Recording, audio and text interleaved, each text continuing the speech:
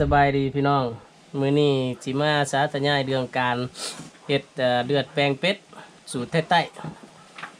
เลือดแปลงเป็ดมี2อย่างคือ1เลือดแปลงแบบเลือดกะแล้วก็2เลือดแปลงแบบเลือดตานี่โดยที่ว่าบ่ต้องใส่หยังเนี่ยมันสิแข็งเลยแล้วก็เลือดแปลงเลือดกล้ามนี่วิธีแม่นว่าถ่ายมันว่าเป็ดผูหันน้ำปลาซีน้ำล่า8ถ่ายมาเป็ดแม่น้ำปลา3น้ำล่า7เอามาผสมเข้ากันแล้วก็ตีเข้าให้มันเข้ากันแล้วจังเอามาเลือดจังปาดเดือดใส่แต่ว่าบ่ให้เห็นตอนปาดเลือดนะอันนั้นถ้าว่าปาดเดือดใส่แล้วมันจะออกมาเป็นแบบนี้มันสิบ่กล้ามแต่ว่าถามมันว่าเป็นเลือดตามาเลือดตามันจะเป็นแบบนี้เลือดสดๆโดยที่ว่าบ่มีใส่หยัง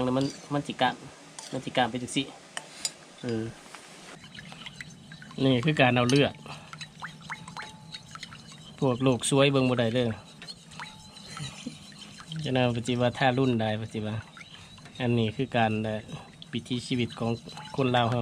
กินแบบนี้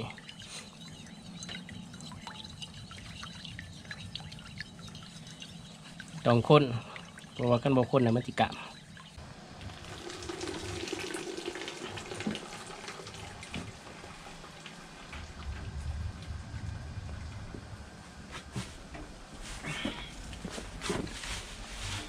มาอะไรกันตัวมันหอดเขียวโรคเขียวดึงออกคนบัวเขาก็จะเล่มออกน้ำดักหลังจากโรคคนเดียวก็ต้องไหนมาเผาไฟหรือว่าล้นไฟให้คนบัวมันเทคนิคของการล้นออกมาเรียบร้อยให้มันเรื่องแห้งนะไปเตาแก๊สหลังจากเผาแล้วยังมาเป็นแบบนี้เอสซีโตมันนี่คั่วนะครับเอาสีมันนะครับก็เอาไปปิ้งนะครับก็มาฝักคือกันข้าวเสียดก้อยเป็ดก้อยไก่นี่แหละหลังจากข้าวฝักแล้วข้าวมาข้นเข้ากันใส่หมักเพชรใส่แป้งนัวใส่กระขั่วแต่ว่าโบใส่น้ำปลาแล้วก็โบใส่ปลาแดกหลังจากฝักลาบแล้วก็มาข้นหลังจากคนแล้วครับโบท่านได้ใส่โบใส่เกลือใส่แต่แป้งนัวปลาแดกก็โบใส่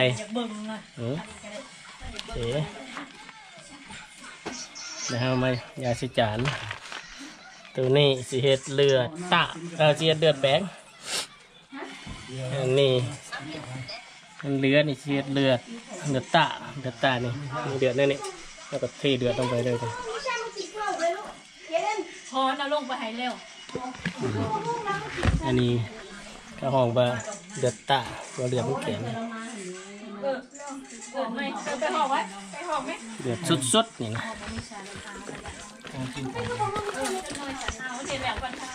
เดือดชุดๆเนี่ยตัวนี้นะครับโคตรโอเคขั้นแล้วเลือดจากการใส่หัวจิ้งไข่เลือดซุกเล็กอันนี้เลือดซุกเล็กเลือดตา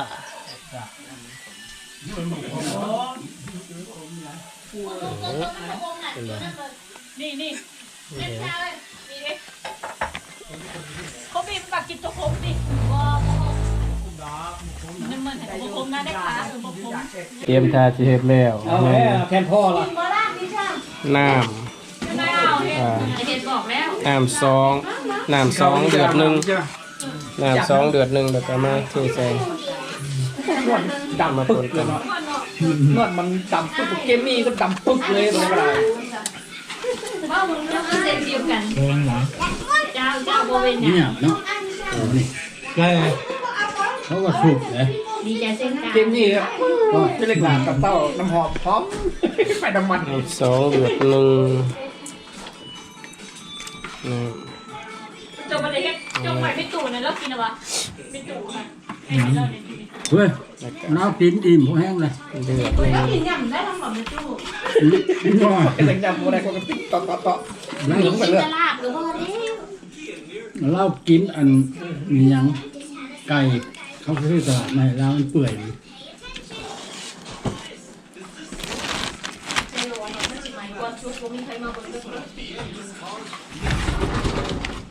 หัวชิงไข่ลงไป ลงดวงนั่นเองเอา เอาคือแบบ หัวขาลงไป ไม่อยากปิดดิบ นี่ โอ้ อันซอยกับนี้เด้ ชิง เด้ ไข่ลงไป เอาอันซอยแล้วบอก น้องเวลาจะ กัดเอาบอก ปุ๊บ นี่จะบอกว่า หัวขาลงไป There's a bomb again. ใบจีฮูดไงเนี่ยนะ บ้ามกันต้นบ้ามของเรา คมมาหน่อยแล้วเจ้าบ่คมเนาะ เพชรกีโน ได้เลย เพชรกีโนมาใส่ อันนี้ดูไกล ตอนนั้นมันคม ดูมาต้อง อันนี้พระหอม Hey, but then โดน มาจิ้ม โอ้ยระเบิด เอามาใส่ เราไหว้พวกนี้ไม่ยินเขาดิเนี่ย เนี่ยเลยส่ง